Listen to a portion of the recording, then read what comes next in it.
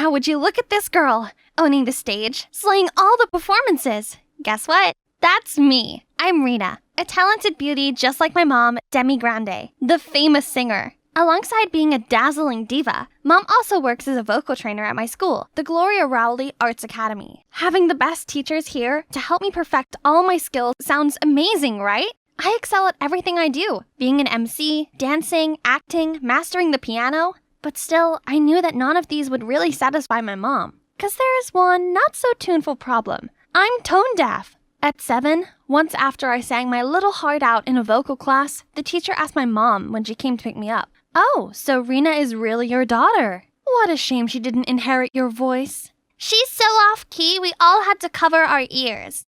But besides singing, I can still shine on stage in other ways. For example, being an MC at my mom's new album pre-listening party. Everything was going smoothly, right up until track number 6, when the speakers and screen glitched out. Being the professional I am, I kept the crowd entertained with my charisma and dance moves.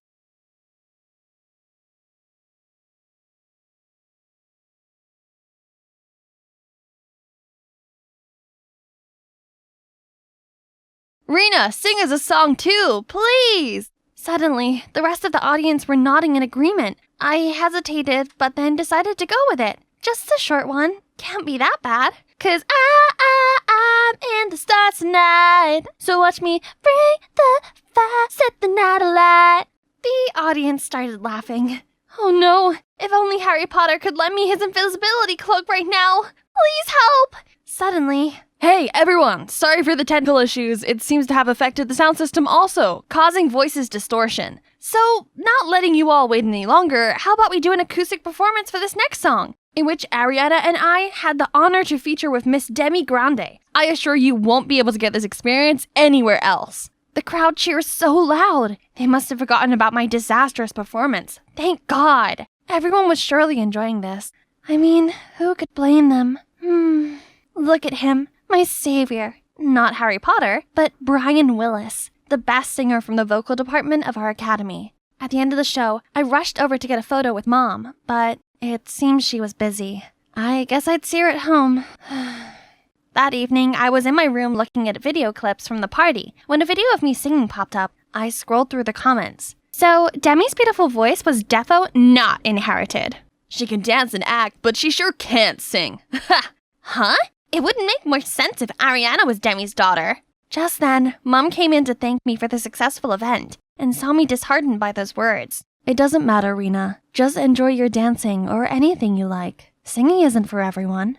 I couldn't get her words out of my head. I was a daughter of a diva, yet I sounded like a frog. No way. They can sing, then this diva's daughter can sing too. So I booked myself in for some online singing lessons, then signed up as the opening solo singer for the Academy's annual concert. As long as I practice hard, then I'd make it, right? Just like how I honed my other skills.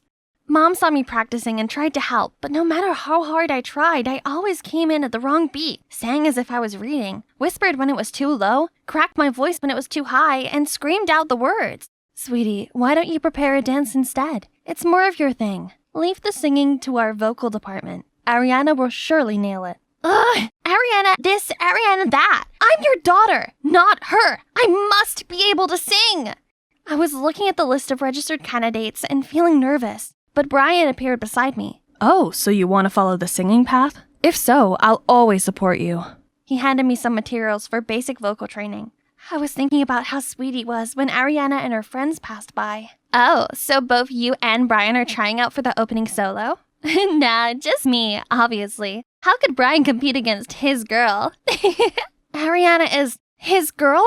So Brian didn't like me at all. He was just being polite. Both him and Mom thought I was just a dud and Ariana was the headline act? So I practiced all day and night to prove them wrong. I also posted a short clip of my singing on the forum and said if people voted for me, I'd provide a mega performance full of singing and dancing.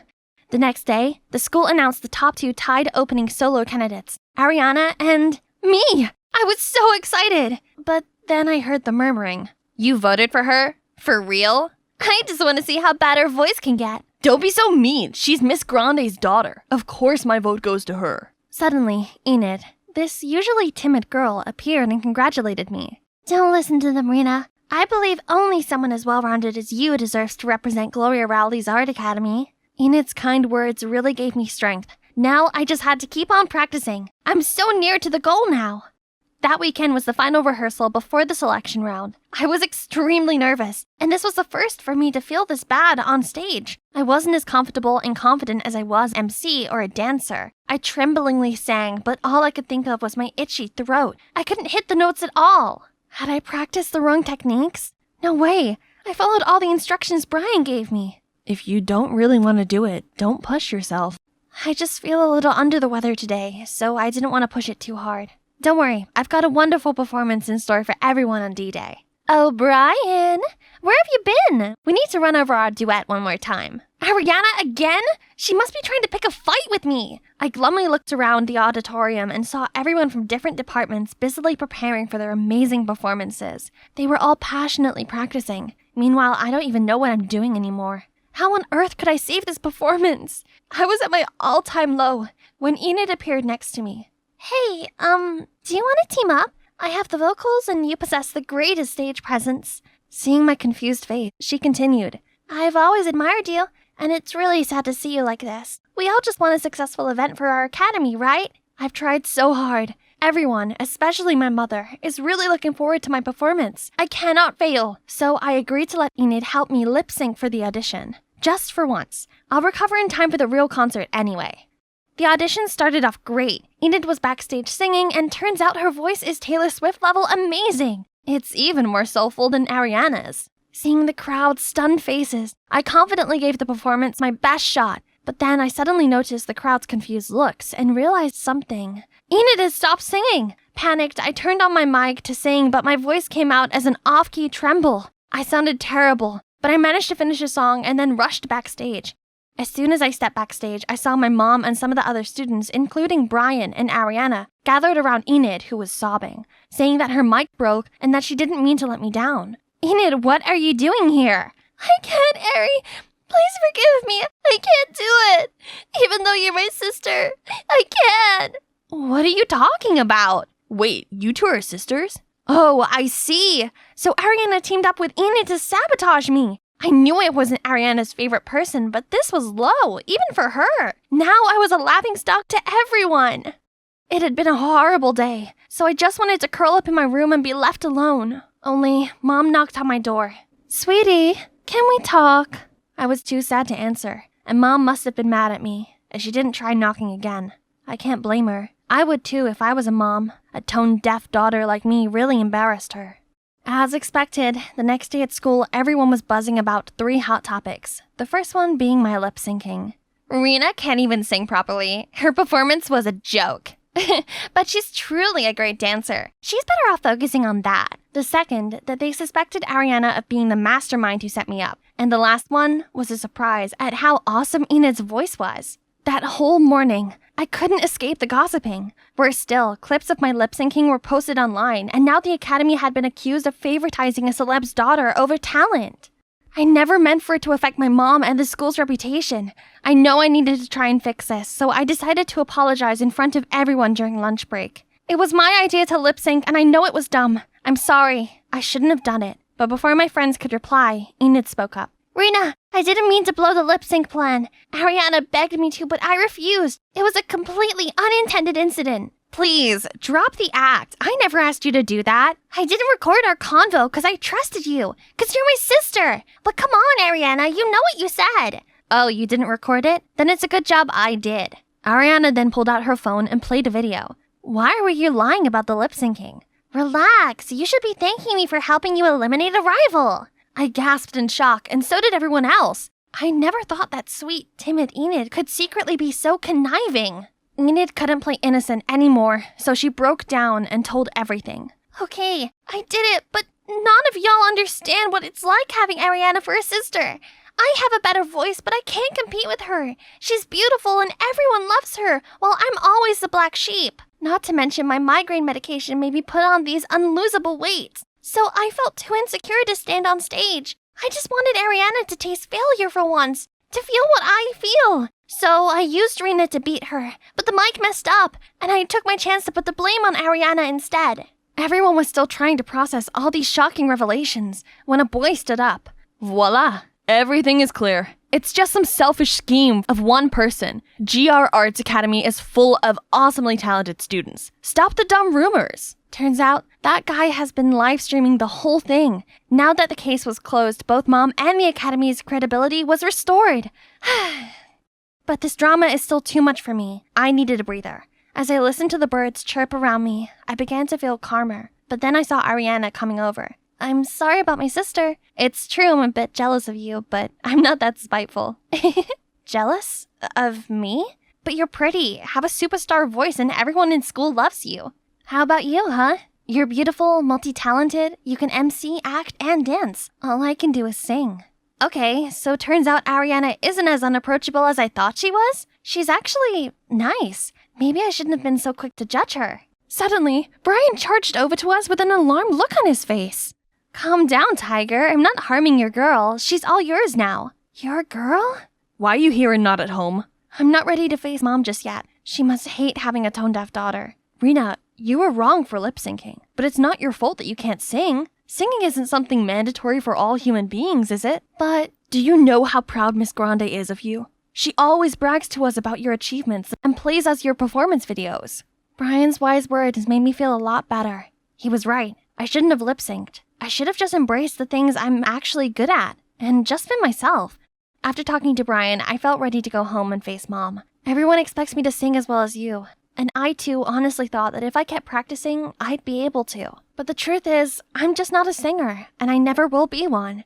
I know you're mad at me, but I can't be like Ariana. I'm so sorry. Sweetie, I never want you to be anything other than you. I'm so proud of you. And I'm sorry if my actions ever came across differently to you. I wasn't mad at you. At all. I really just wanted to give you a hug last night, but I didn't hear anything from you and thought you might need some time on your own. So, you're not upset that I'm not a singer? Of course not, silly. I just want you to be happy and pursue whatever you love. I'm glad Mom and I had cleared things up, but I couldn't stop thinking about Enid and why she did what she did. So that evening, I texted her. The lip sync was a bad call, but it made me realize that no one's good at everything. We all have our own strengths. Mine isn't singing, but yours is. Your voice is truly angelic, so don't let anything stop you from doing what you love. I'm glad we're okay now. You're right. Being a singer angel doesn't require a stick figure. Thank you, and I'm sorry. I'm relieved that's all sorted. And Enid learned her lesson and now realizes just how amazing she is.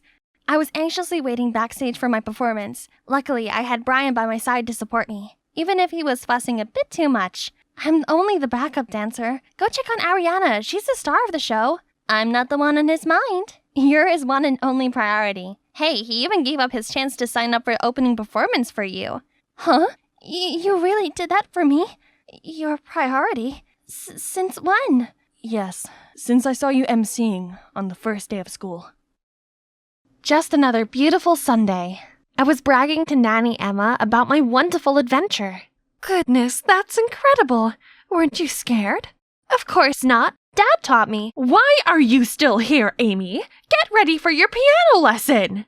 Oh, it's Mom. Again. She rushed in, snatched the phone out of my hand, said, "Go now or I'll delete all these videos." Okay, just delete them. Nothing you do could ever make me care more about those noise-making logs. Then I left to my room. Always ballet and piano and violin. What kind of mother forces her kid to do things they don't like? Ugh, I won't back down this time. I have my videos all backed up online anyway. She can't control me. What? Huh? What else? I turn around to see Mom drop to her knees. No, it can't be. Just this morning, my husband was still... Dad had suffered a stroke on a trip to survey a gem mine, and they couldn't reach the hospital in time to save him. How could that be? He's not only my dad, he's my bestest friend. I bet the news is just as hard to deal with for my sister Breonna, as she was always the one who went on business expeditions with him. He's the best dad we could ever ask for. But he's gone, and it felt like Emma and Breonna were the only people who really loved me now. Just last week, Dad was sitting here, next to me. Darling, it's not good for you to just sit home and wallow. Why don't you get out of here for a few days? And go where? Next week, your sister is going on a trip to a new mine. You can tag along.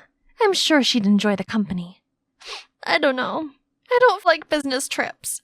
I'll bet you can make time for some adventures while you're there. There's bound to be hiking and things you like to do. Since when does Mom support any of my hobbies? She really must not want me around, huh? If that's what she wants. Okay then. Sure. We were already running late for our flight when Brianna realized she had forgotten her passport. I offered to stay with her, but she insisted that at least one of us should make the flight. She assured me she'd be back in time for the next flight and we'd see each other soon, so I hugged her goodbye and headed toward the gate. While waiting for Brianna to arrive, I've already booked myself a skydiving session, as recommended by the hotel's receptionist. This thing is right up my alley, but the weather doesn't look too good. Are you sure this is normal? 100%. That's what makes it special here. People come from all over just for these wins. This is what you call extreme sports, isn't it? Yeah, right. Bring it on. So on the count of 3, I was free-falling. It was an unrivaled exhilaration, the ultimate thrill, until I deployed my parachute. Instead of gently floating to the ground, I was carried away by gust after gust of wind. Then I blacked out. I slowly opened my eyes. What has happened? Am I in heaven now? I look around to see nothing but a beach, framed by a dense forest. This place was clearly deserted. Maybe not so deserted. There I saw a group of tribal people, dressed in strange clothes, wielding spears. I tried to move closer to get a better look, but game over. They all turned to my direction. I ducked down immediately, but their footsteps grew louder. I held my breath, wishing for a miracle. Oh no, this is definitely my end. But unexpectedly, the hand pushed me down further into the bushes, as if they were trying to hide me. I looked up and saw it was a man talking to the other in a native language. The talking stopped. Seemed like the rest had left. Thank you so much, handsome mister. Sorry for bothering you. I'm gonna get going now.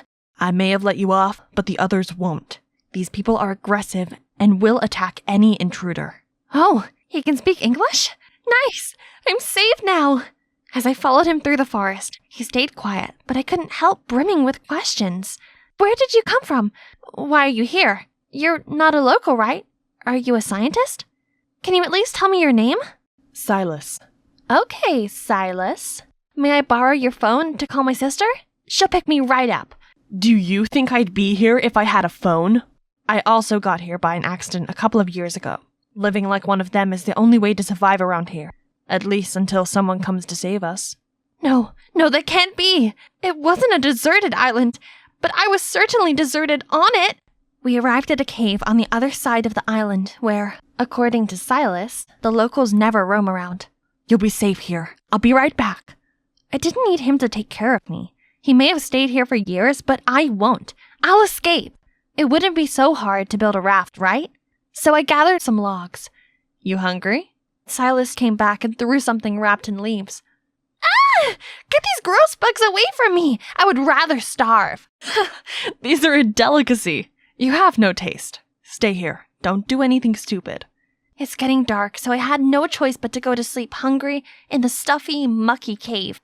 There's dirty moss and bugs everywhere. Ew! At the break of dawn, I couldn't stand it any longer. I got up to continue working on my raft. Ta-da! Easy peasy. Now goodbye, stupid island. But no! My beautiful raft crumbled and sank as soon as it touched the water. Feeling defeated, I laid on the sand in frustration. Suddenly, I heard a whistle. Silas? How am I supposed to get up there? Am I his pet or something? What gives? Making me walk all the way up here? Mind you, I haven't eaten in a day. Then let's go get breakfast. But get changed first. He then took me to a river and showed me how to catch fishes. What do you mean I'm supposed to get my breakfast with this stick? Watch and learn, princess. Then Silas jabbed the spear into the water again and again until it's full of fishes. Okay, wanna challenge me? Psst, that's easy. Only, it's not. It's like the fishes could read my mind. It's been like half an hour and still nothing. There's plenty of fish in the sea, but somehow you can't catch any. Don't expect anything from my batch. Whatever. I'm not hungry. I don't need him. My sister will surely come and get me out of here on our private chopper soon. But Silas was really rubbing it in, grilling fish in front of me until the delicious smell filled my nose. But no way I'd give in to this. This is your best bet. Unless you want to try grilled rat or cicada or... Fine, gimme. When we first met, I thought you were cute. But after seeing this... Ugh, this smug Tarzan. Full now? Then it's time for work. Work? So you're only keeping me around to be your slave? Do you want to keep living in that cave? You shouldn't steal the bugs home like that. We continued to walk deeper into the jungle until we reached this huge tree. We should build you a shelter up there. You'll be safe from the wildlife, and the natives don't go to this area. Does it need to be up so high? If they are that dangerous, how come you survive here this long? Are you playing me? I got really lucky. I was swept away by a storm while sailing alone. And when I washed up here, the natives were so ready to, send me to God. But thankfully, the chief's daughter, Nora, desperately begged her father to let me live. And for some reason, he did. That wouldn't happen to just anyone. Oh, this Nora girl must have been caught in some love at first sight. That's why you stayed here all this time. So romantic. Stop wasting time. Let's get to work. Building a shelter proved to be more difficult than expected. And Silas proved to be quite bossy. Hand me the big branch. Bigger. Amy. Rattan rope. Give me another knife. Just wait a second. Let me catch my breath. You were so determined a few minutes ago. Go take a break. I want to finish this before sunset. I sat there, watching Silas work as the afternoon turned to dusk. And I must have dozed off for a while, as when I woke up, the treehouse was done. To be honest, it was better than what I expected from him. But where is he? I looked around, but the only thing I found was his scribbles on the ground. Stay here. I was glad to have my own shelter, but there was nothing to do to pass the time. Suddenly, there was a sound. Must be coming from the tribe. I followed the direction of the sound, hoping not to get lost. But soon enough, I found a clearing where a group of the natives were gathered around a huge bonfire. They were chanting something. Others were dancing, others cheered. It looked like they were having fun, which hit me with a wave of homesickness. For a moment, I was so lost in their celebration that I forgot I was being stealthy. Uh-oh, not again! I could have tried to run, but I froze. Thankfully, Silas stepped forward, telling the others to stay. As he approached, we made eye contact briefly before he signaled people that the coast was clear, then gave me a quick wink before returning to the fire. Shortly after I returned home, Silas did too. Are you trying to get yourself killed? I'm not kidding when I say it will be very bad if they find out about you. I'm sorry. I'm just scared and lonely. I'm all by myself and my family must be looking for me everywhere. To my surprise, Silas came over to comfort me. Everything's gonna be all right. I got you. Who? Where? How are you here? She clearly didn't know much English, but her weapon pointed at me was enough to know that she was angry. Silas immediately ran over to calm her down. I didn't know what they were saying, but she left, though not before giving me one last dirty look. Turned out it was Nora. Oh, what a relief! An acquaintance! Why didn't you tell me earlier? Don't celebrate too soon. Nora insisted you leave immediately. Oh, she knows how? Then I don't have much of a choice whether I stay or leave here, do I? Don't worry. I'll take care of Nora. And he must have, because the days passed by and the natives never came to drive me out. Silas continued to visit me every day, bringing cloves, teaching me how to pick fruit, swing on branches. Soon the work turned to play. He started teaching me tribal dances and vocabulary, and we visited the waterfalls and lakes around the island. It's pretty fun. It felt like going on adventures with my dad again. Confident in my knowledge of the island, I started to venture out on my own. But Silas didn't prepare me for this. A leopard showed itself and slowly moved towards me. I tried to stay composed to find a way to escape, even though every bit of me was freaking out. When suddenly, Nora jumped down from nowhere and petted the leopard as if it was her little kitten. She gave it a fish and the kitty just happily ran away. Thank you so much. I'm Amy, Silas's friend. Silas, mine!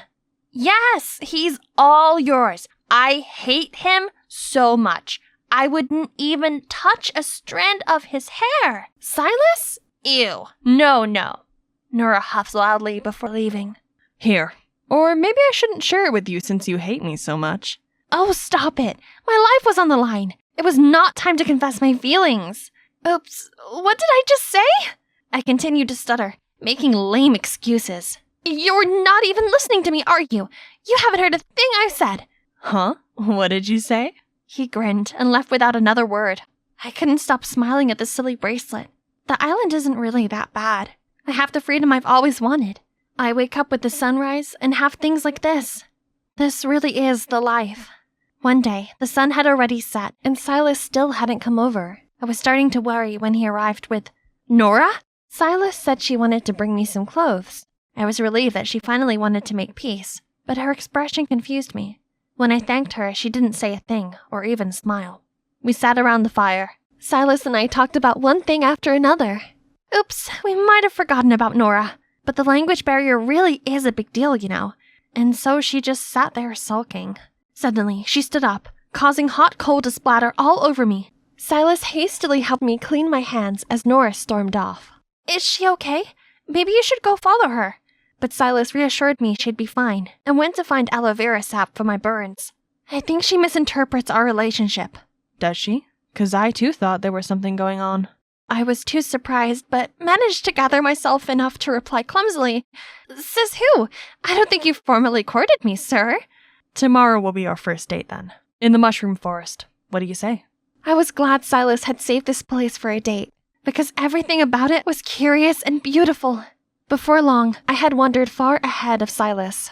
I knew I had gone too far, but something drew me deeper into the forest. I walked along this cave, as I thought I saw a ray of light at the end. And there really was. The cave was not a dead end, but it was just covered by vines. And, oh my god, this is like a whole nother paradise that hasn't been discovered. And there was wreckage of an old helicopter. I immediately called Silas over, and he seemed to not have any idea about this either. We explored the helicopter the whole morning, but it was nothing except a rusted hunk of junk. We were about to leave when Silas hit a button, and the radio came to life. We had found our new hobby. Since then, we went there every day, listening to music and pre-recorded content on the stereo. But eventually, we somehow got a faint radio signal, and for the first time, we had some connection to the outside world. I normally didn't care so much for news, but my interest was piqued by a familiar-sounding story. Right after the death of the biggest name in the gem industry, his wife was kicked out of the house. Any relations to the missing of the youngest daughter? Who will be the winner of the fight for his inheritance? Was this real? Were they talking about my family on the radio? Why would my mother leave? I then recalled my mother's strange behavior before I left. She, for the first time, encouraged me to go on an adventure, and I somehow ended up here. Was it even a coincidence? Oh no, how could a mother do this to her own daughter? Calm down. I believe there's more to this. Don't jump to conclusion yet. Personally, I don't think tigers eat their young. Maybe, maybe not. There's only one way to find out. I need to go home. Immediately. Finally, back in my natural habitat. Now these city kids could see what I'm capable of. Behold, my big, beautiful flame. They were in awe of my skill. When suddenly, the fun was put to an end by some overreacting teachers. They started yelling at me, saying there's a rule against fire. Ugh, how could you call this a campsite if campfire is not even allowed? Fire making is an essential survival skill, y'all. These boring city people don't know a thing. Who needs all their rules anyway? I know I don't. Hi, I'm Nova, the fire hazard. And I didn't always live in the city. I spent the first 14 years of my life on the road. Our family used to travel the country in our RV. We never stayed any place more than a couple of months. We foraged for food and slept under the stars. But my world was flipped upside down when my parents decided to divorce. My mom wanted to settle down, and my dad would continue life on the road. I begged to go with Dad, but Mom had custody of me. I'd love to stay with you, my little birdie, but I have to go. No cage can hold me for too long. At that moment, I promised myself I would break free and spread my wings too. My mom and I then settled into a small 2-bedroom apartment in Savannah, Georgia, where we were greeted by our neighbors, Brenda Foster, a middle school teacher, and her son, Scott, who I'd soon be attending school with. Mrs. Foster was really friendly, but from the moment I met Scott, I knew we wouldn't get along. City people were always grumpy and glued to their cell phones. Mom had to work 2 jobs just to make ends meet, accountant by day, Burger King employee by night. Her colorful wardrobe was replaced with dull uniforms, and all we ate now was fast food. I still kept a sheer hope that one day, when Mom makes enough money, we will hit the road again soon, but no, this is going to be our forever home. Things might be hard for you at first, but trust me, it'll be good for you in the long run. That sounds like she wants my life to be this boring and stuffy for all eternity. Then came school. There were tons of rules, and every moment of our day was scheduled. In just one morning, I got in trouble for going to the bathroom and for eating my lunch. And on top of that, every teacher complained about my penmanship and spelling. But things were worse when I was among other kids. I could hear their whispers everywhere I went. One girl even came up to me and asked why I wore weird hippie clothes. My clothes aren't weird, you are! Even when some of them invited me to sit with them at lunch, I felt like an outsider. Anyone down for some pink drinks after school? Not me. I'm saving up for the Eras tour. Count me in! I'm entering my pink girl era. None of these words they say makes any sense to me. Finally, they asked about my old life. Well, we didn't have to eat this junk. We can get fresh vegetables by the road. And I know how to skin roadkills. And every day we tried many different fruits and fungi. But be careful, a simple mushroom could kill you.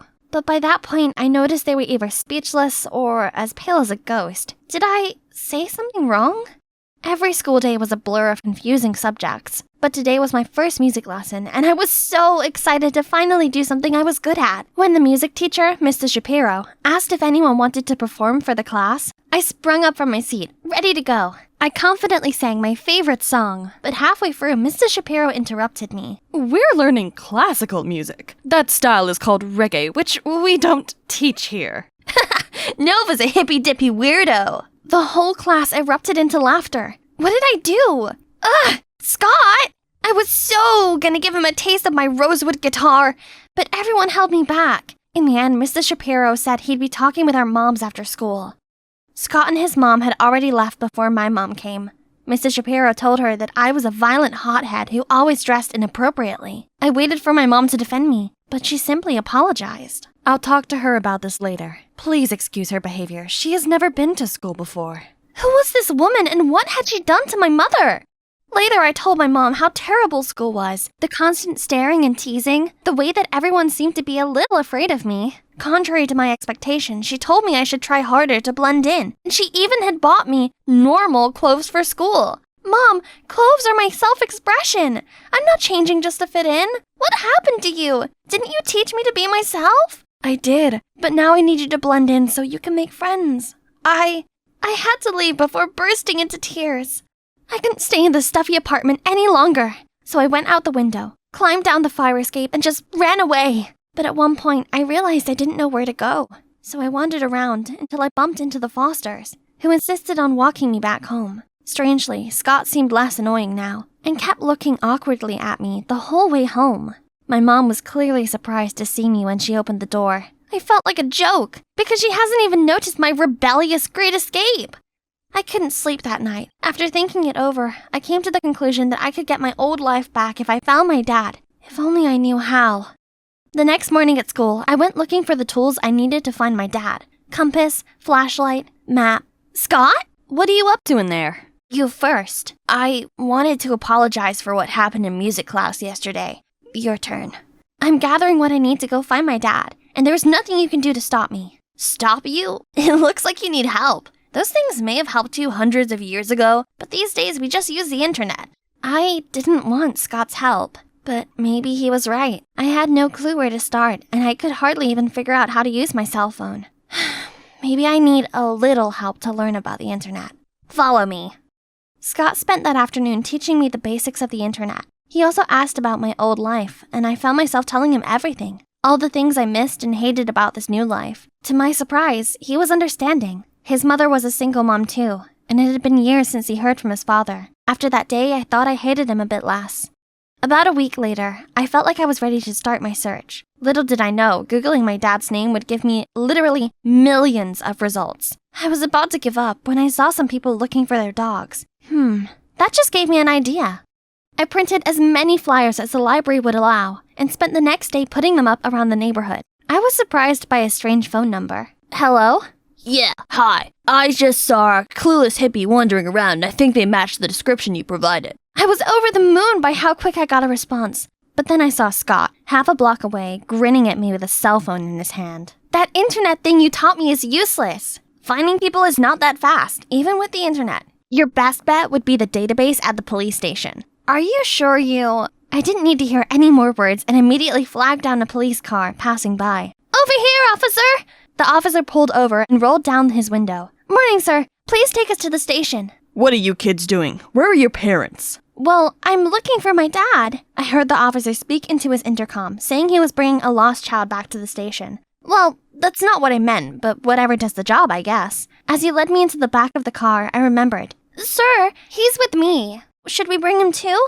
Correction, 2 lost kids. Scott was obviously stunned as the police officer escorted us into his car. It's hilarious. Of course, I need my sidekick with me to help me find that database thingy. Shortly after arriving at the station, the officer left the room to get us some water. As soon as the door closed behind him, I sprung into action. I had to look in every corner, but Scott wasn't helping. Come help me. Where could that database thingy be in this room? What? No, dummy, it's in here. Then he jumped to the computer and did some clicking. Type your dad's name here. Keep an eye out. In an instant, a file with my dad's info came up. I printed it out and sprinted home before the ink could dry. My heart was pounding as I dialed my dad's number. Hey, yo!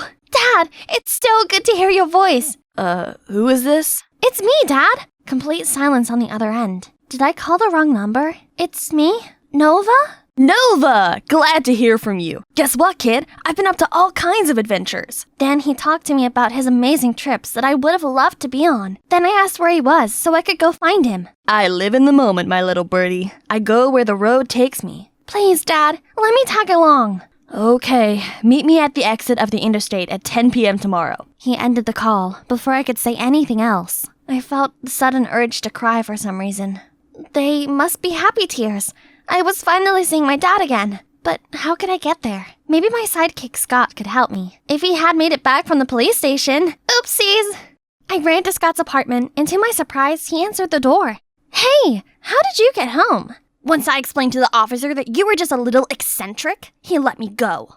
I'm sorry I left you there. I wasn't really thinking. Oh, I spoke to my dad, and he's picking me up tomorrow night. So, I need your help to get to the highway. The highway? What kind of parent asks his 14-year-old to meet him at the highway at night? Did he even ask you how you were doing? Or your mom? He clearly doesn't care at all. Wait, yeah, he really didn't ask. But Dad probably was just busy. We can talk all about it tomorrow when we meet anyway. How dare Scott think ill of him? What do you know about my dad? He's a free spirit, and I should be traveling with him. Life's all about being spontaneous. My mom doesn't even understand it anymore, so I don't expect you to. But if you don't want to help me, fine. I'll figure it out myself. Then I stormed off. The night after, I was struggling with Google Maps. My phone was suddenly snatched out of my hand. I'll take you there. You might get lost if you go alone. I was still a little upset about yesterday, but that was nice of him. Plus, Scott was right. I would get lost on my own. We arrived early and waited. The hours dragged by, so I called Dad several times but no answer. When I saw it was past 11 p.m., my call finally came through. Oh man, you were there now? Our bus passed Savannah a while ago. We're having a grand party. You should see. Oh, well, maybe we'll cross paths again soon. Bye, little birdie. He hung up right away. I noticed Scott watched me for a reaction, but I couldn't hold it in and burst into tears. Scott got us on the bus to go home. I was sobbing the entire way and couldn't talk through all the tears. Eventually, Scott spoke up. When my parents divorced, I spent a lot of time being mad at my mom too. I couldn't understand why she didn't make my dad stay. But she did try to, right? Nope, she just accepted it. And I eventually realized that she wasn't weak like I had thought. She chose to stay to make sure my life was normal. Leaving would have been easy. And what she did, keeping the lights on, actually took a lot more strength. What Scott said sounded surprisingly mature. After that, we sat in silence for a while. I understood what Scott was saying, but I didn't think it applied to my case. My mom was just not the person she used to be. We arrived home very late. Before we parted, Scott said, "Why don't you ask your mom why she decided to settle down here? Kids don't always understand why parents do certain things. Maybe you should hear her out." I nodded and took a deep breath before opening the door. My mom was on the phone with the cops, and as soon as she saw me, she ran to give me the biggest hug I had gotten in a long time. She asked me where I'd been, and I told her everything. How I tried to find Dad, how he stood me up, and things Scott said earlier. She listened to me attentively, then said what Dad did was terrible, but not exactly out of character. You know how we stopped by a town from time to time? Working temporary jobs like waiting tables and washing cars, right? What you didn't know is that your father always messed up and got fired a few days after he started. So he decided that he'd look after you while I worked. I didn't realize how hard Mom had always been working while me and Dad were just carelessly having fun. Then I asked why she chose that life in the first place. When I met him, I was working a 9-to-5 job that I hated, while your dad was all about, the world is a book, traveling makes you a storyteller. Of course, that sounded fascinating, so I quit my job and set myself free on the RV we bought. But why did you decide to settle down after all these years? After having you, I realized our wandering life wasn't a good environment for a kid. I was worried you'd have a hard time once you got older, especially because your dad wasn't being helpful and was only being a bad example for you. Besides, homeschooling is difficult. We aren't teachers. You deserve to grow up in a stable home, have friends your age, and create deep connections with them. I got you two, and people we met from all over the country. That's not enough, honey. I thought I should give you a normal life while you're still young. You'll be better prepared to make your own decisions later as an adult. It was unfair to you. Because you didn't choose that life. We did. The resentment I had towards my mom melted away. In its place was a profound gratitude for all that she sacrificed. I wasn't good with words, so I told her that the best way I could. Do you miss our old life? Well, yes. But for now, you're my #1 priority.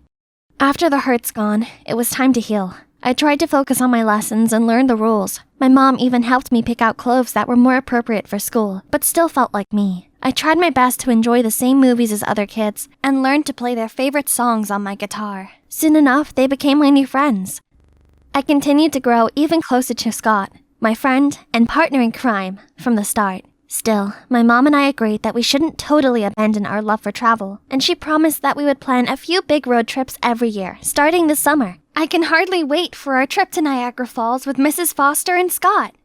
It was the final match. My team, the Bulldogs, were neck on neck with our opponent, the Knights. Declan passed me the ball and I sprinted towards the goal, outrunning all the chasing Knights players. Suddenly, this guy cut me off and tackled me to the ground. I managed to break free, lunging towards the goal, and scored a triumphant touchdown. My teammates and I were celebrating when I saw the player who tackled me, Cody, talking to the ref and pointing at me?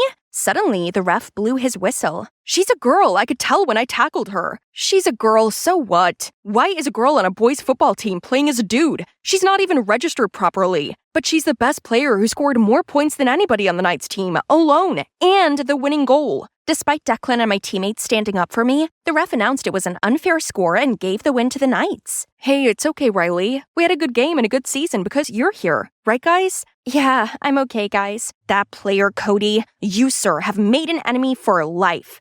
Hi, I'm Riley, a tomboy through and through. I prefer getting down and dirty on the football field rather than fussing over makeup and boys. Ironically, Nola, the girliest girl you know, is my best friend since childhood, and also the only girlfriend I hang out with. But even then, sometimes Nola's feminine energy got out of control. Like today, when she's crying over some boy she was in a complicated relationship with. We've been together for a while when I saw him seeing another girl today. Yeah, things happen. I swear we locked eyes and he totally ignored me.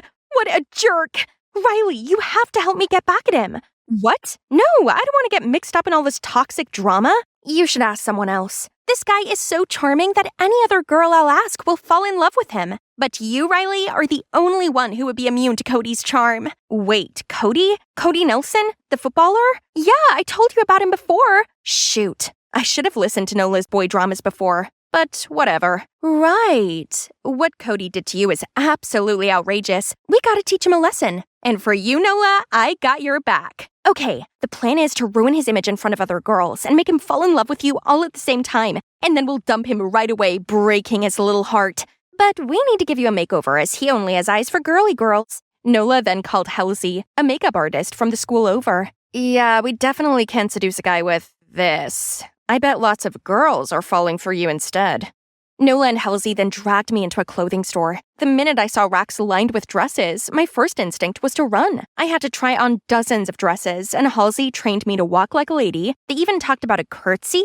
Who curtsies anymore? Then Halsey taught me how to slow dance, which I quickly mastered, but they didn't seem impressed. Halsey suddenly grabbed my waist and took the lead. I was following her steps when, OMG, they look so cute! Eek! Only girls understand each other. What? Do we look like a couple to them? Stay cool, Riley, this is just for revenge. Nola's plan better be worth it. The next day, I brought my princess makeover to school, ready for Cody, when, hey, you look familiar. Have I met you before? Oh shoot, it's him!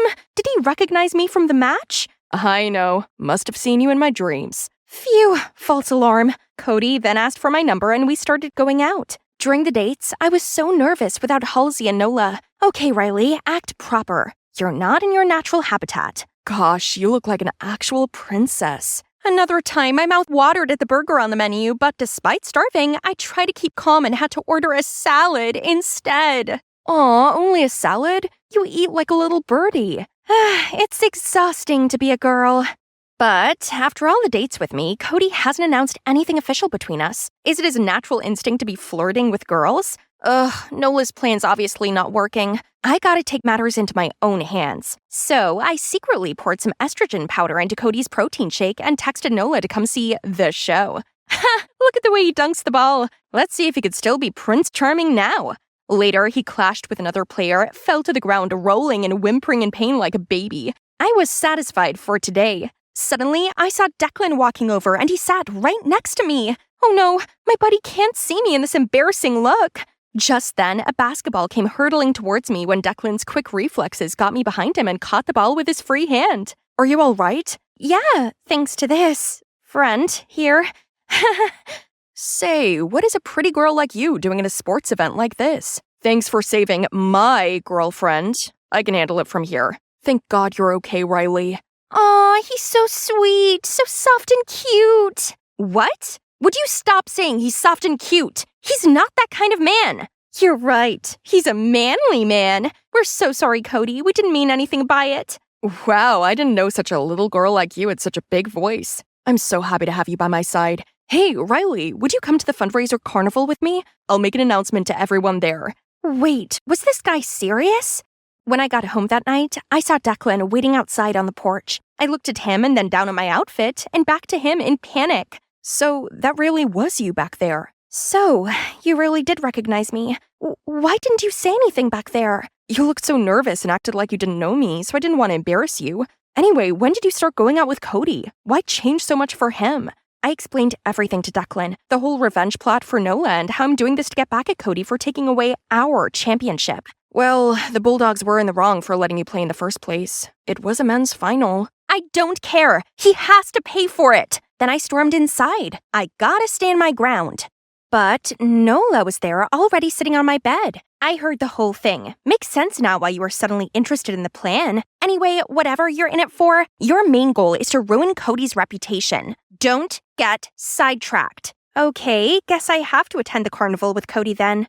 On the day of the carnival, I saw Cody waiting for me at the entrance. But I couldn't show up looking like this without Halsey. She was dancing her heart out at Coachella, all the way in California. Suddenly, Cody and I locked eyes. I frantically looked for my nearest exit, but Cody was coming quick. Suddenly, I felt an arm wrap around my waist and turn me around. It was Declan? I saw Cody give up and walk away. Other girls were trying to approach him, but he just declined them. Was he still looking for me? Maybe he's not the bad guy Nola painted for me. See, he doesn't deserve the whole revenge plot against him. Yeah, I didn't expect that. He seems to like you a lot, and you should just stop this and be yourself. Declan and I shared a brief moment of silence. Under the sunset glow, Declan looked so charming. Has he always looked like this? You suddenly notice how handsome I am? I mean, yeah, you could be quite a catch. How come no one's tried to sweep you off your feet yet? Maybe they have, but none of them have ever been interesting enough. Besides, I already have eyes for someone else. Huh?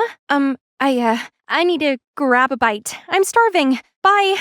Declan's just a buddy I've known for ages. Why was my stomach doing a cartwheel just then? Ah! Oh, it's just you. Mission success. Huh? I just saw Cody post you as his official girlfriend. Nola was right. Cody posted his official announcement about us. Now all you have to do is dump him in public. Nola, I have to tell you something. This has gone on for too long. I'm sick of being someone I'm not. And I don't think Cody's that bad of a guy. He totally is. You're not falling for him, are you? Don't disappoint me, Riley. In the next morning, Nola brought Halsey over, saying it was cultural exchange day today at school, the perfect place and time to dump Cody. Too tired to start a fight with Nola. I had to go along with it. At school, I stumbled upon Declan. He asked me to join him in the eating competition. It was kind of awkward after I ran away from him yesterday, but such an attractive offer. How could I say no? Man, I was born to do this. We were the last two standing in the competition, but Declan gave up and I won. I wasn't even thinking and I hugged him automatically. When I realized what I'd done, I let go of him, but my heart was racing. Could it have been the adrenaline of eating 12 huge burritos? After the competition, Declan and I were walking off all the food when we stumbled upon Cody. 12 extra large burritos in 15 minutes? You won this? Cody! No, this is his. What are you doing with him, anyway? You're my girlfriend. You don't even know Riley for who she is. She's mine. Hold on now, guys. What on earth are you talking about? Don't listen to him. Let's go. You're not going with him. What do you mean? Stop! Let go of me! You're annoying me! This guy is so crazy. We gotta go. Now you're telling him I'm crazy? Cody, Riley is the girl you outed during the Bulldogs versus Knights game. She's just trying to act girly and doing all this to get back at you. Cody was shocked and looked at me waiting. It's true, Cody. I started all this to get back at you. It just seemed so unfair. I'm just as good as any of the boys on the field. I worked my butt off for that game, and I scored the winning goal, just to have it stripped away from me. Riley, actually, I was just so stressed that day, and the Knights were losing. But I didn't do it to discriminate against you in the game. I'm so sorry for doing it to you. I was taken aback by his apology. It was so sincere and honest. It's a pity. What is? I actually fell so hard for this girly you. Aw, that's sweet, Cody. Tell you what, I'll make it up to you by bringing my real self to prom. And if you like this look right now, I know just who to introduce you to. Deal. By the way, if I'd known sooner, I wouldn't have acted so poorly towards Declan. He seemed really hurt when you chose my side. I felt horrible about what I'd said to Declan. Even if he didn't agree with what I was doing, he was always there for me. But I acted like my best buddy in the world was a jerk in front of Cody. I was feeling all gloomy in my bedroom when Halsey showed up and asked to sleep over. Whatever, make yourself at home. Just leave me alone, okay? Actually, I can't. I saw the fight this afternoon between Declan and Cody. Gotta say, kinda admire Declan for speaking his heart. Unlike someone. What do you mean? Come on, you like Declan, don't you? Huh? No, we're just homies. Oh yeah? So what you're feeling for Declan is also the same as the other homies of yours? What Halsey said made me think about recent moments I had with Declan. When he protected me from the basketball, when he held me at the carnival, and when I accidentally hugged him at the competition. My heart acted so weird. My feelings for Declan are definitely different from anyone else. Idiot, you do like him. But what you did this afternoon must have hurt him a lot. What should I do now? Why not ask him to the dance? That's right, I gotta redeem myself and make up with Declan. But I still couldn't face him and talk right now. So the next morning, I prepared a letter to send Declan. In the letter, I told him how I realized that I had feelings for him and that I wanted to take him to prom. Then Nola stormed into my room. Why didn't you dump the guy as planned? I explained to her that Cody's actually a confirmed good guy and insisted that she goes to prom. Plus, I had a big surprise for her. I also revealed that I have feelings for Declan and I'm going to send this letter to him. After I told her that, Nola's face perked up and she suggested that she help hand-deliver the note just in case Declan was still mad at me. But days passed and I hadn't heard anything from Declan. I guess he was really mad at me and couldn't bring himself to reply to my letter. I really was horrible to him. Halsey came over, cheered me up, and suggested that we go to prom together instead. That really cheered me up, and I agreed to go with her. She gave me another makeover, but this time it was more natural. I felt more myself. Halsey and I arrived at prom, and I was confused and disappointed to see Declan showing up with Nola? Neither of them told me they were going together. Right then, Cody appeared. Hey, Riley, you look great. The natural look really suits you. Thanks. Now, I have someone you should meet. Are you happy now, Riley? Being with your so-called enemy? Turns out I didn't know you at all. After I poured my heart out in that letter, he's still so mad at me that he'd attack me like this? I couldn't stand for it, so I fought back and we broke out in an argument. Enough! What is wrong with you, Declan? You didn't reply to her letter and still have the audacity to be mad at her?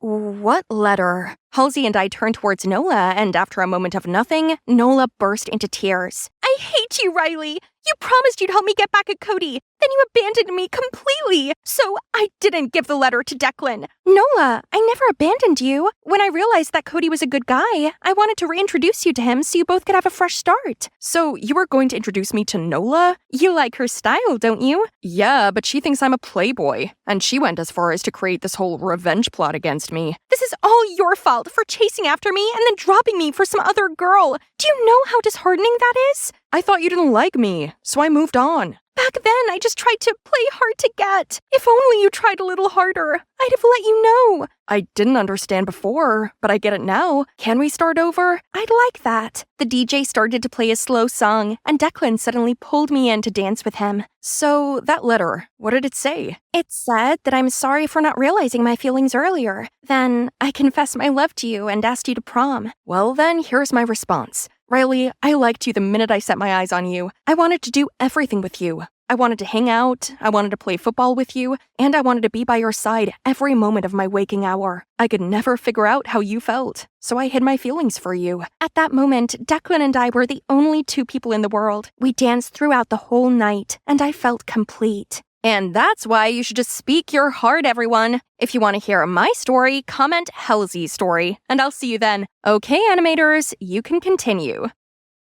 Hey there, animated story show viewers. I'm Crystal, a model and influencer, and I'm here for the Trend Like This Influencer Awards. Why don't you come on in and get ready with me?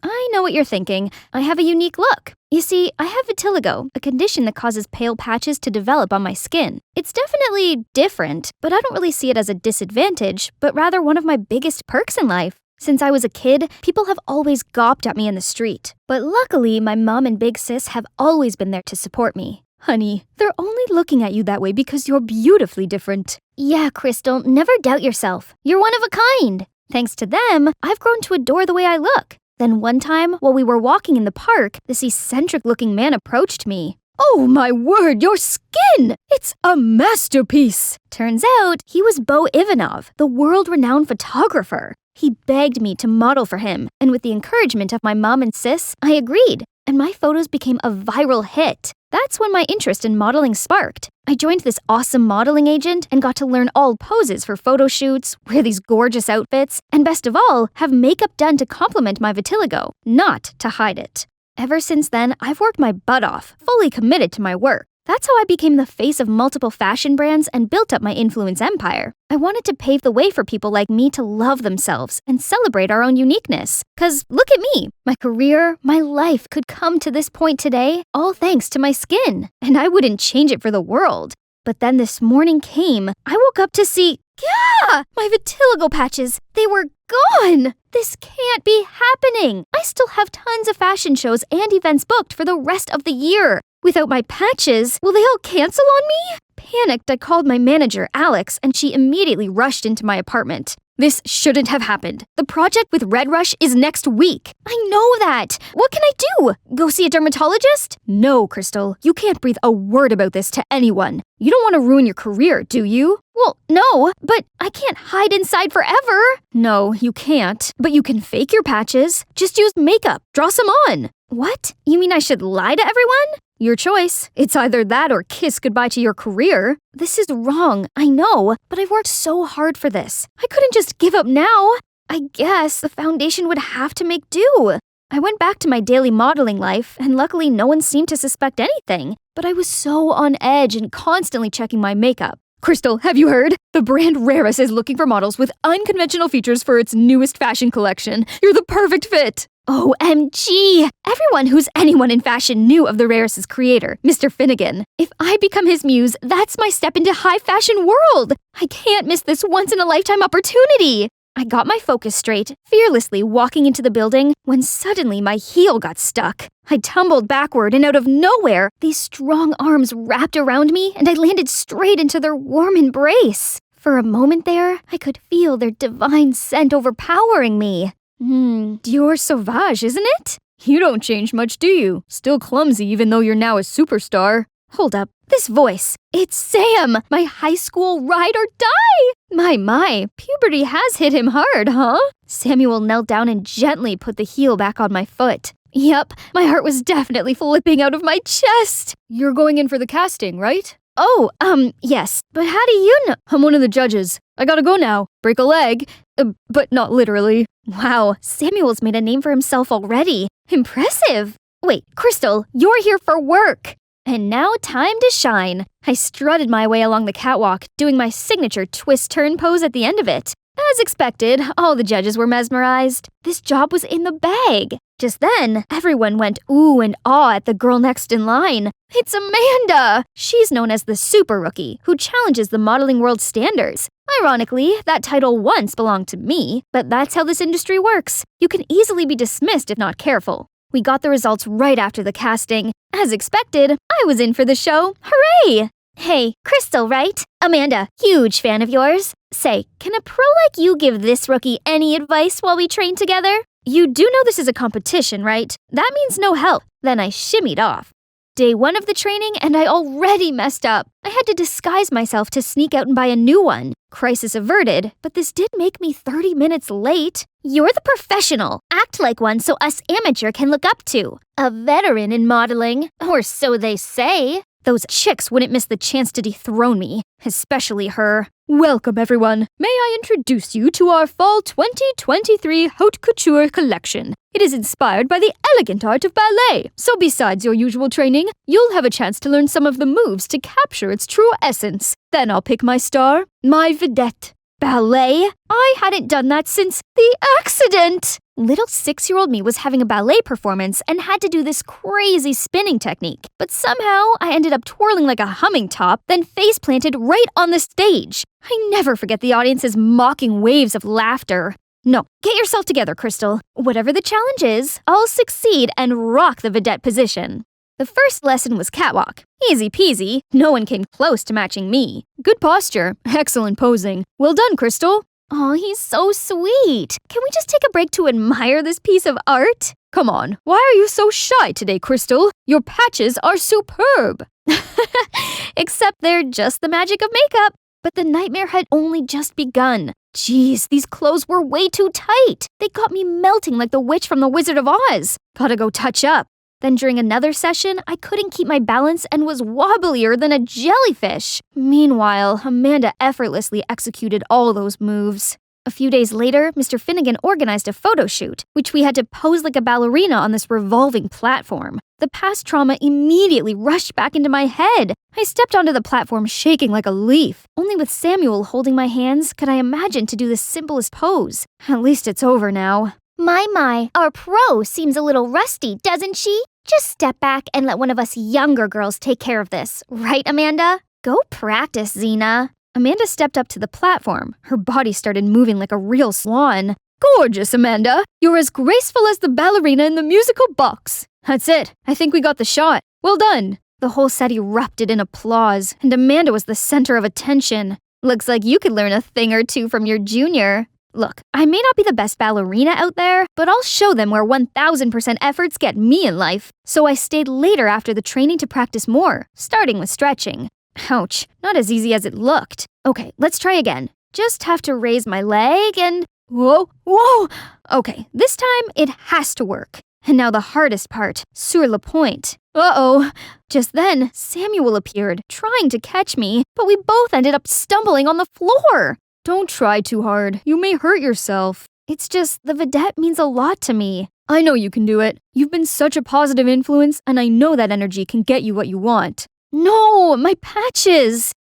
I'm sorry. I didn't mean to. It's okay. I crossed the line. I'll just leave now. Don't, please. If you only knew the truth, you wouldn't think so highly of me. Hey, what's wrong? You can talk to me, you know. Just then, the lights brightened around us. What are you two doing here at this hour? Samuel looked startled and immediately kept his distance from me. Nothing. I saw Crystal practicing. Thought I could give her some advice. That's not fair. I need some too. What do you think of my releve? They started laughing together like a married couple. Since when did they get so close?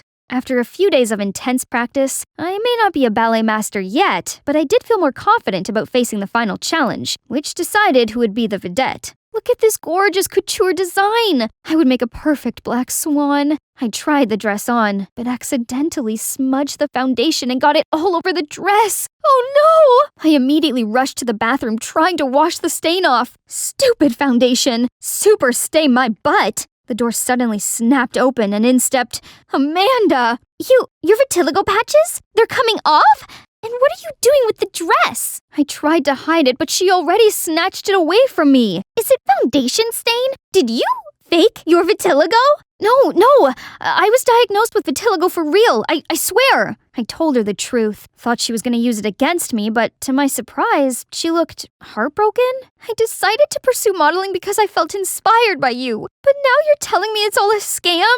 How could you? Amanda, wait, please. I thought you were against me. Does it matter anymore? Now that I got a taste of the truth, you don't deserve my respect. I was at an utter loss for words. I'd been so wrapped up in fear of losing my career that I couldn't care less how my action could affect those who looked up to me. I'm nothing more than a hypocrite. I couldn't live like this anymore. Vitiligo or not, I had to stay true to who I am. I walked straight up to the judges' panel and wiped all my foundation away right in front of them. Mr. Finnegan, I no longer fit in your collection. The truth is, my vitiligo has gone. I no longer have any unconventional features. Thus, I'm here to announce that I will cut myself from the show. I'm deeply sorry for all the trouble I caused. I turned to walk out the door, but there stood Samuel. Crystal, I don't understand. I'm sorry, Sam. I'm not the person you think I am. I ran home, hid under the blanket, and cried myself to sleep. Suddenly, a call from my manager woke me up. How can you sleep at this hour? The press is going wild. They're calling you an attention-seeking fraud. I immediately came to my senses and looked up the news.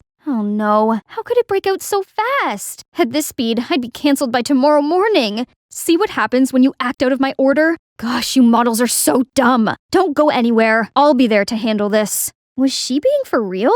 All of this was her idea in the first place. Enough! Have fun dealing with this on your own, Alex. I shut down my phone, packed my stuff, and left it all behind to go to my secret place. I used to spend time here with my family when I was a kid. Being surrounded by nature calms me down. Suddenly a hand pressed on my shoulder. Hey, we've been looking for you. Samuel? And Amanda? Did you guys follow me here? It's the only way we could find you. I'm sorry for going at you like that. I was so shocked. You don't have to. It's all my fault. I lost myself when my vitiligo went away. I acted out of fear and ended up disappointing everyone who's counting on me.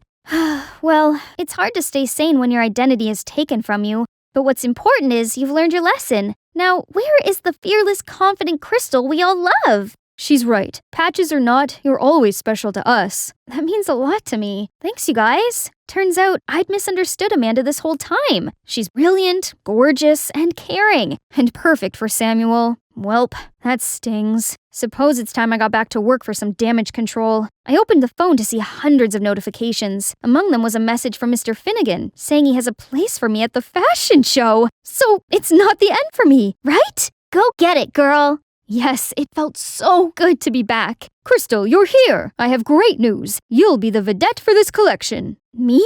But I don't have any unconventional features. Doesn't matter. You're perfect the way you are. 2 girls will stand by your side, and you'll be in the center wearing this work of art. An elegant swan among the flock of ugly ducks. Isn't that a bit offensive? So this was your plan all along? Playing dirty tricks to save your flopped career? Cut it, Xena. Mocking me won't change the situation. There's something fishy going on here, and I'm gonna get to the end of it. Finally, the show has come. As soon as I got the signal, I strutted to the runway confidently, turning heads to my every step. But it's not for the reason you're thinking. I actually switched places with Amanda, and now all the spotlights are on her. Right at that moment, Mr. Finnegan bolted to the runway. What do you think you're doing? You ruined my show. I had a deal with her. What deal? Tell me. Right now. It's her who's behind this. Alex? Ugh, that snake! It turned out Alex bribed Mr. Finnegan to let me be the vedette and drag the models with unconventional features down since I'm no longer one of them. Hearing that, all the models turned furious, ready to jump at the 2 frauds. You 2 have crossed the line. I don't need any of your manipulative games to continue my career. I will stay true to myself no matter what. Unconventional features or not, I'm always willing to speak up for them because everyone is beautiful in their own way, and they deserve a chance to showcase their beauty to the world. The audience erupted in cheers and applause, while Mr. Finnegan and Alex were surrounded by cameras and criticism. Justice served. After all that drama, I'm still modeling, but with a different agency that fully accepts me for the real me. I continued to influence young people on self-love and being uniquely themselves. Amanda and I became the best of friends. We also made tons of plans to collaborate with Samuel, but honestly, I couldn't shake off this heart-wrenching feeling whenever these 2 were together. Luckily, my hectic schedule has left me no time to think about that. Guess what? After days and nights of hard work, I now have my own line of skincare products called Only You. Exciting, right? Oh, Sam, you made it! Wow, they're beautiful. Amanda will love them. No, they're not for Amanda. They're for you. Crystal, I'm crazy about you. I always have been. What? It's me you like all along? Then why didn't you tell me that before, silly? I leaped into his arms, and we shared the most amazing kiss. Perfect ending for an amazing journey, huh? I was in this romantic dinner date with the love of my life, knowing too well that one day I'd be gone. But I couldn't help but falling for him. I'm in love with you, and I know that love is just a shout into the void, and that we're all doomed, and that there will come a day the sun will swallow the only earth we'll ever have, and I am in love with you.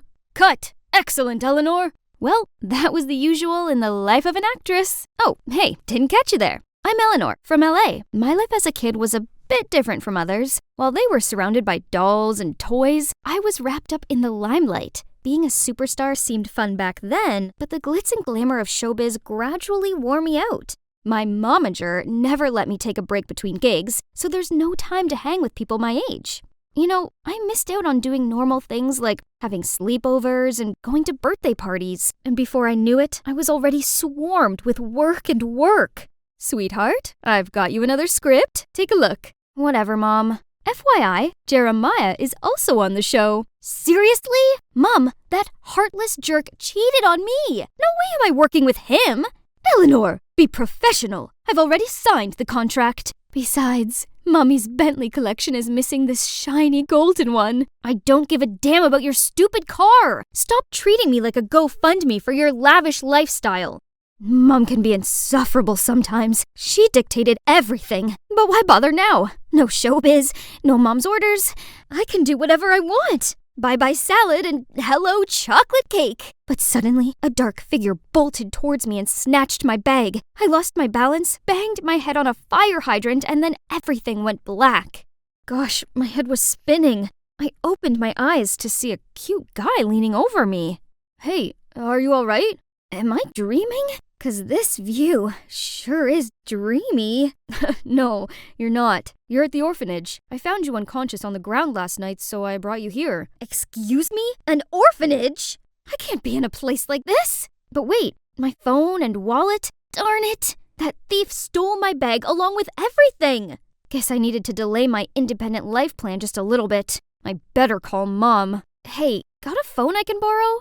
Suddenly, the TV broadcast a missing report. The young actress Elanor Mitchell has been reported missing. Speculation is that this is a publicity stunt to promote her latest movie. However, her manager claims this is not true and urges anyone with information to come forward. That chick will soon reappear when she's hungry. What? I could be lying dead in a lay-by for all they knew, and they were still mocking me? I was so done with this. Goodbye, showbiz. I was leaving that fickle world behind for real. So I asked the orphanage's manager if I could stay here and help out. Just then, a group of kids noisily ran towards me and printed their hands on my shirt. No! My custom Chanel! Sis, come play with us. Do I look like a nanny to you? Go wash your hands, dirty children. Shoo! Shoo! You're supposed to go play with them? Ah, I forgot about that. I steered away to find another group of kids splashing mud everywhere. Ugh, are they training a bunch of farmers or something? The next morning, this strange screeching noise startled me. It's only 6 a.m. I sluggishly dragged my feet out of the room. People immediately threw me judging looks. I guess my first day at work started off on the wrong foot. I'd barely had time to sip my coffee before they made me do the washing by hand. This wasn't the Dark Ages. Hadn't they ever heard of a washing machine? One of the staff got annoyed with me and shooed me away. Alrighty, I'd go help in the kitchen. Peel half of these. Easy peasy. Just give me a few minutes. Voila! I'm good, right? But somehow, they still got mad at me. No other choices. I headed to the children's, but this place is pure chaos. I sure wish I had my earplugs. Suddenly, I felt someone grabbing my leg. I looked down to see the cutest pair of puppy eyes. Sis, can I have a bite of that? Aw, how could I say no to that? But as soon as I gave her the cake, her face changed into a devilish grin. The little girl grabbed a big chunk with her bare hand, then smashed it into another kid's face, and the cake fight began. Caleb opened his mouth to say something, and a massive piece of cake flew into it. Oh my god, Caleb, are you all right? I didn't know they were gonna mess with the cake. You did this? Oh, you're so dead to me. He grabbed the cake and started chasing me across the room. What? This was so unprofessional. Right, that's it. Watch out, Caleb. Okay, so the manager wasn't very happy with us, but honestly, it was the most fun I'd ever had. Besides, after the cake fight, the kids seemed to like me. Whenever they saw me, they clung to my legs and begged me to play with them. One day I was in the garden attending to the flowers when this little girl ran over to me in tears. Oh, Pumpkin, what's wrong? Bella was adopted a few days ago, but they just brought her back. Poor kid. All I could do was pull her into a warm embrace and pat her back. Do you know what it is these kids crave the most in the world? Not new toys or expensive clothes. They just want love. Love? I never thought something so simple could seem so unreachable to these kids. Well then, this Elanor will make sure they'll be showered in love from now on. There's still some troubles, but luckily, I had Caleb on hand to help. Then one night, I was sitting outside looking at the skyline when Caleb came over. He leaned across me and pulled something off my cheek. Oops, the kids must have stuck it while I was asleep. That's on you for giving them a sticker book. Elanor, I'm glad you're here. I really like you and I'm falling in love with you. Will you be my girlfriend? Wow, I wasn't expecting that, but Caleb was a great guy, so being with him made sense, right? And the following days were fantastic. We found out lots about each other. Oh, there's something you might be surprised about me. I used to be an actress. Oh, I didn't expect that. I just think showbiz is kinda toxic. Sorry you feel that way, but believe me, I have no interest in it anymore. Good, 'cause it's all a load of pretentious jerks who think they're so much better than everyone else. That's harsh, I guess, but he's right though. Anyway, I've already found fairy tale love right here.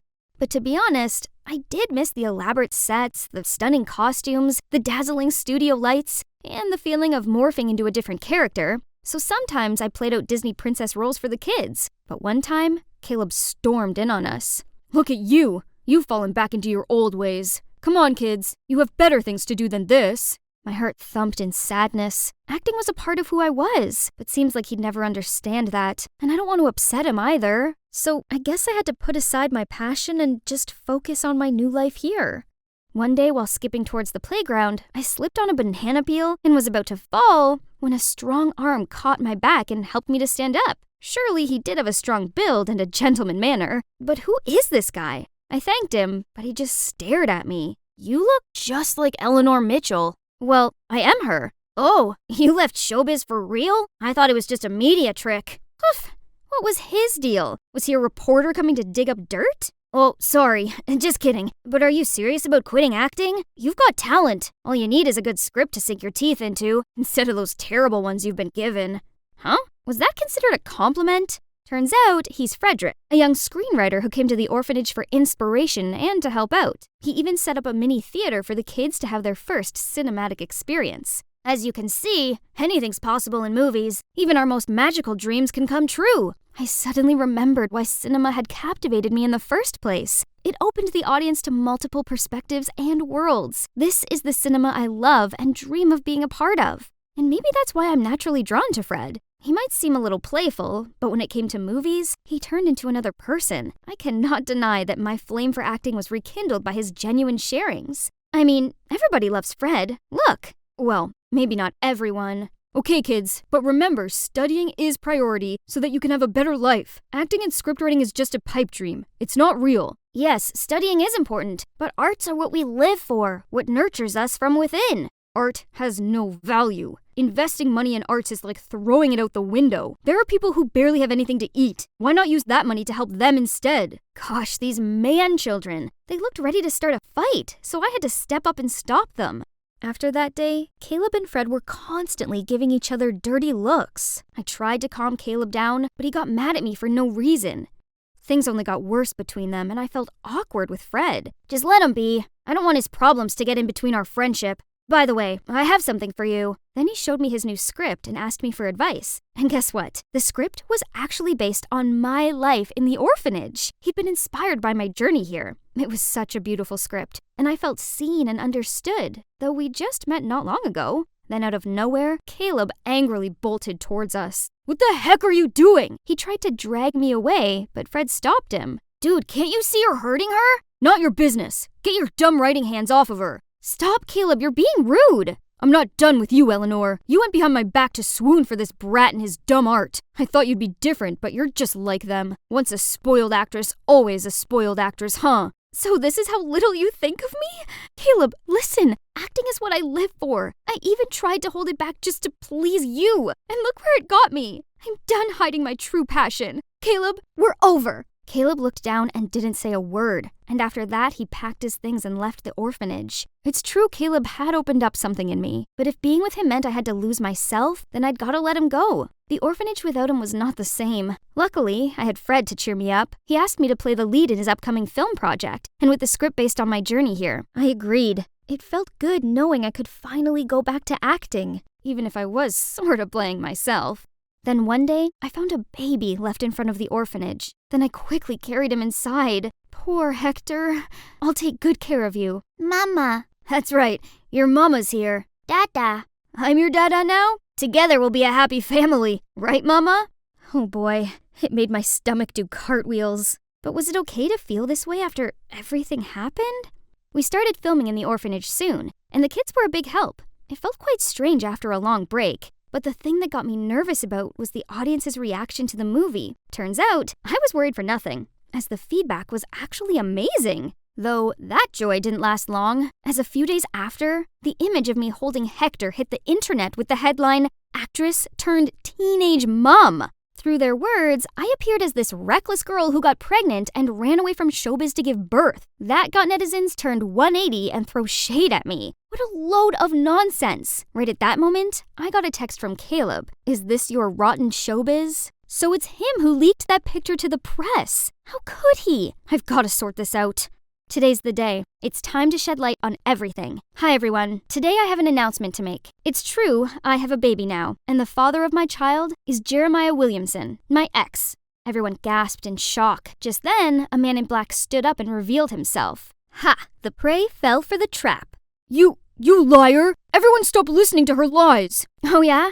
Then Jeremiah, why exactly are you here? He was completely speechless. That's what I thought. Now, Joshua, Jeremiah's private detective, may you please stand up? Among the crowd, both Caleb and Fred forced the detective up to his feet. Tell them what you know. The deal was Jeremiah felt humiliated as I'd refused to work with him, so he decided to hire this Joshua guy to dig dirt on me. That's how he got my picture with the baby. Luckily, Caleb caught the detective sneaking around the orphanage, and together, we set up the trap to lure Jeremiah in. Jeremiah still insisted he had no idea who this Joshua guy is until I showed the evidence of the transactions between him and his detective on the big screen. Any last words? Justice served. Let's see how he handles this scandal. Right at that moment, I spotted a familiar face in the crowd. Mom! I hadn't seen her for such a long time. Darling, I'm so sorry. I realize now how terribly wrong I've been. I thought I was helping, but turns out I only smothered you. But you're ready to make your own choices. Please forgive me, and don't leave me again. I'm sorry too, Mom, for leaving like that. I didn't mean to worry you. I threw my arms around her, tears welling up in my eyes. My time in the orphanage has taught me a big lesson. Family isn't always perfect, but they're the most precious thing in the world. Later, I stepped outside to see Caleb waiting there. What a mess. Thank you for helping me. Don't mention it. Actually, I should apologize to you first. That day I couldn't control my words because I was jealous. I'm sorry. And one more thing. I still have feelings for you, so can we... I know what you're about to say, but I've come to realize that we're not right for each other. I think I'm in love with someone else. Thank you for being kind to me. I could see the disappointment on his face, but then he gave me an understanding smile. Out of nowhere, the kids jumped out at me and insisted I go to see their paintings. They took me back to the orphanage and each held their own drawing. Hi, Elanor. You're the most special girl I've ever met. Will you be my girlfriend? Fred appeared in front of me and held out a rose. So, Elanor, what do you say? Oh, wow. What do you think, kids? That answers then? Yes. Yes, I will.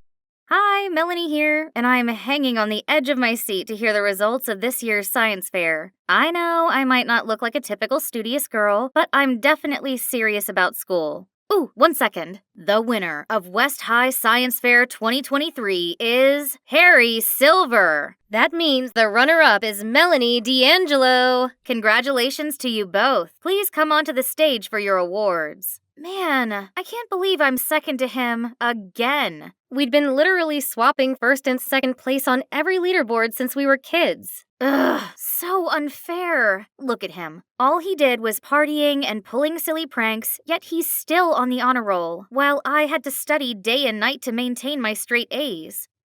Mom's taking quite long. What's that commotion over there? This calls for celebration. What do you guys think? Olive Garden? Yes! Geez, can you keep it down just a smidge? Come to think of it, people like Harry just have it all, while I only have Mom by my side. Oh, she came just in time! Dad left us for another woman a while ago, so my mom had been struggling every day being a single mom. She must be really sad and lonely, so I'd never mention Dad anymore. Poor her. The more I felt for Mom, the angrier I was at Dad. Only my bestie, Izzy, knew about this, 'cause, it's hard to open up when you're from a broken home. Luckily, there's one thing in this world that could raise my spirits, as well as my heartbeat, in these dark, gloomy days. My dreamy crush, Cameron.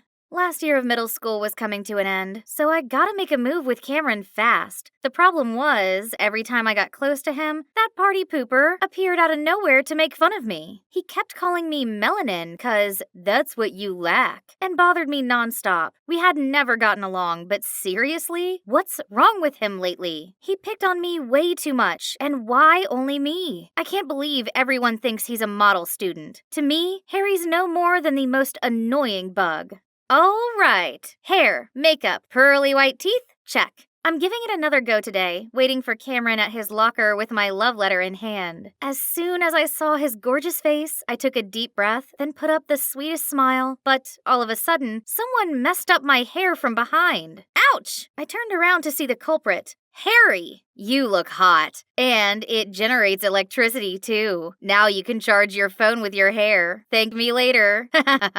Oh my god! Nobody should see this Medusa hairdo! My plan to confess failed again before it even started. All thanks to that clown Harry. Wait, isn't that my dad? He was walking out of the principal's office with a much younger woman and a boy my age. From what I gathered, they're saying that his son would go here. Seeing how my dad's starting a new life with his new family, I couldn't help but feel sorry for Mom. This is all that woman's fault. If she just disappeared, things could go back to the way they were. But that's merely a wish, and me and Mom just have to put up with this boring, unhappy life day by day. Voodoo for dummies? Was some higher power listening to me? This sounds like an answer to my problem. I ordered the book immediately.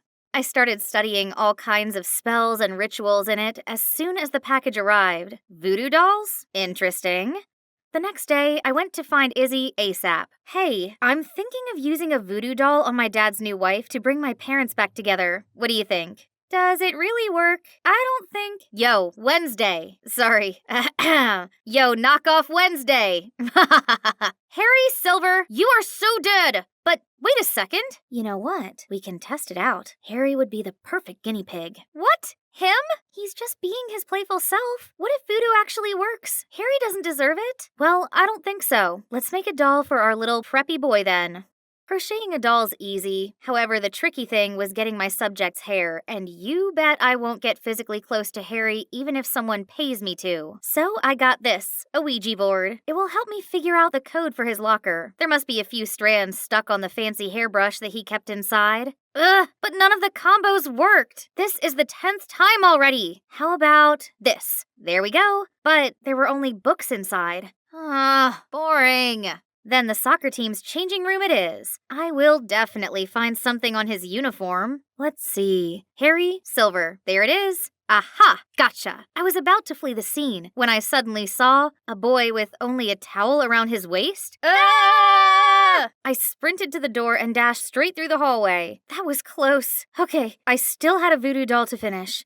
And it's done. I excitedly show Izzy last night's work. Pretty good, huh? It has Harry's hair, too. What? How do you know it's really Harry's? What if it's somebody else's? Well, Hey, did you hear some perv with panda eyes was creeping around the boys' changing room yesterday? Go away. But don't worry. Starting today, we'll take turns guarding the entrance to catch them. Oh, what a coincidence. You fit the culprit's description perfectly, Melanin. But you're definitely not that pervy, are you? I was was so mad I felt smoke coming out of my ears. I wish my gaze could kill that brat. Mel, you're squeezing the doll's arm. It's gonna come off. Whoops, my bad. Next time I saw Harry, he had bandages all over his right arm. Hang on, did I do that? Feeling guilty and curious, I approached him. Hey, what's wrong with your arm? It's been in pain since yesterday for no reason. My doctor said nothing's wrong, but I kept feeling like someone's squeezing it really hard. Ugh, there it goes again. Oh, spooky. It means the doll is truly magical. I immediately came running to tell Izzy, and of course, she was shocked too. But hold up, nosy Artie? How long has he been standing here? This guy clearly had heard everything. He kept reaching for my doll. No way. He'd tell the whole school about it. Then suddenly, Harry sat down next to me. Melanie, my arm hurts. Feed me. What's he pulling now? Can't he see I'm in the middle of something? Right at that moment, Artie snatched my doll. Leave it to me. No, Artie, no! Not with milk in his mouth. Oops, sorry, I felt so nauseous all of a sudden. That was more than enough to make all of us firm believers. But maybe I should stop. I do feel guilty for dragging Harry into this. That afternoon, when I was about to throw the doll in the trash can, I saw Cameron walk towards me. Did Christmas come early? Hey, I was wondering if you're... Yes, I've been waiting so long for this day. An occultist? What? I mean, Artie was going off about a voodoo doll of yours, so I thought you might know a thing or two about love spells. But if that's not true, I'm sorry. What do you need a love spell for? Then he revealed he wanted to put a spell on his crush, Regina. So all this time, I had no chance with him at all? But hey, a love spell sounds like a brilliant idea. It could ensure my parents' reunion too. Sure thing, but I'll need your hair as well as Regina's. Also, some of your personal items for the spell to work. Obviously, I'll use his stuff, but in a love spell for me. And you know what I gave him? It's all junk with some of my poodle's fur. A few days later, I found a gift box in my locker from Cameron. My spell worked. I'm about to have a boyfriend and reunite my family. But before I could carry out that long-awaited plan, Artie came to me with a difficult request, making a voodoo doll of Brad, some transfer student who already established himself as a vicious tough guy. That sounds dangerous, and I already promised myself not to use voodoo anymore. Don't believe me? See for yourself. Then I followed him and witnessed another student being picked on by a much bigger guy. Hey, isn't he Dad's stepson? Okay, this Brad guy deserves it. So I agreed to help Artie. The next day, I approached Brad after class where he usually messed with other students. I managed to sneak up behind him and get one strand of hair. Oh no, busted. I quickly put the hair in the doll. This better work. Come on! Why isn't it working? And why now? Pesky little thing. Stop!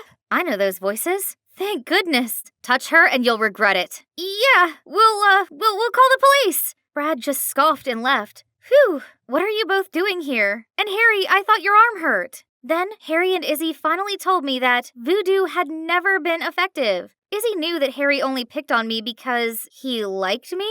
That's why she tried to stop me from using voodoo on him. But she couldn't, so she then told Harry everything. To be honest, I found your attempts quite amusing, so I acted like they were successful to humor you and myself. I was gonna stop though, but when you were being sweet to me and asked about my arm, I decided to keep it up. Oh my God! My bestie had been friends with my mortal enemy all along. Behind my back? Am I a joke to you? Why are you here? To make fun of me even more than you already did? Because I got worried when I heard you're going after Brad. Melanie, you're the smartest girl in school. I don't understand why you're doing all these dumb gimmicks. Yeah, you've been acting strange lately. Since when are you superstitious? What other choice do I have? Voodoo or at whatever cost? I need to get my parents back together, and that punk Brad is my dad's stepson. He deserves whatever comes to him for ruining my life. And you know what else? Both of you, get out of my sight for good! Then I stormed off. After that day, I no longer talked to Izzy, and Harry's relentless pestering finally stopped. But honestly, it felt a bit empty without them, especially with the upcoming school field trip. Of course, I'm still coming. Who needs them anyway? This is the chance for Cameron and I to be closer now that we're talking on the regs. It's gonna be the best trip ever.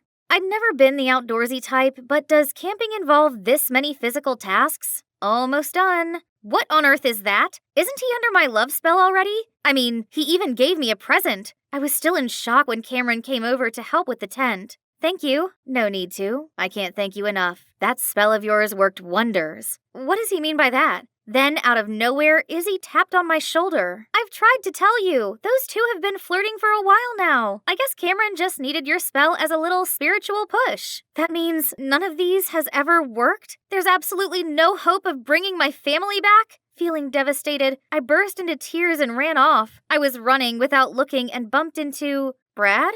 Melanie, right? Just who I want to see. Or should I say, my dear stepsister. Your mama sent you here. Let go of me and piss off! I wonder how pathetic she had to be to have her husband walk out on her.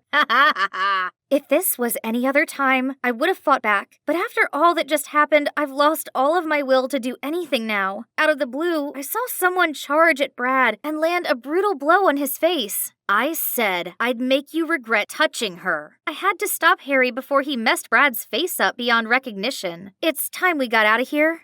Why did you come help me after everything I said? I'm kinda used to your coldness. Besides, my love language is following you around and teasing you until you notice or get mad at me. Silly. I know. On a different note, I thought you knew that voodoo was useless. Yeah, so I thought of a love spell to get my parents back together. Then my family will be whole and happy again. But I know it now. There's no such thing as magic. Why not? Magic is alive and well inside you, and it is called forgiving. It cannot punish those who hurt you and your loved ones, but it can help you let go of your pains and sufferings. What are you trying to say? I mean, no magic can make your dad come back, but someday the pain he caused you won't ache anymore. Eventually, your mom and you will heal and lead a fulfilling life without him. I never took this goofy guy for the philosophical and mature type, but I guess he's right. I'd been so caught up in my own bitterness that I didn't realize moving on was an option. When my mom picked me up, I decided to finally ask her about my dad. Unexpectedly, Mom told me that of course it was sad at first, but she's actually doing fine these days. Life's supposed to have its ups and downs. As long as we welcome them with open arms, everything will turn out all right in the end. After all, your father will have the life he wants, while we get on with our lives. Turned out I was the only one chasing the past all this time, when what I actually needed was closure. Mom's words were more than enough to put this grieving period behind me.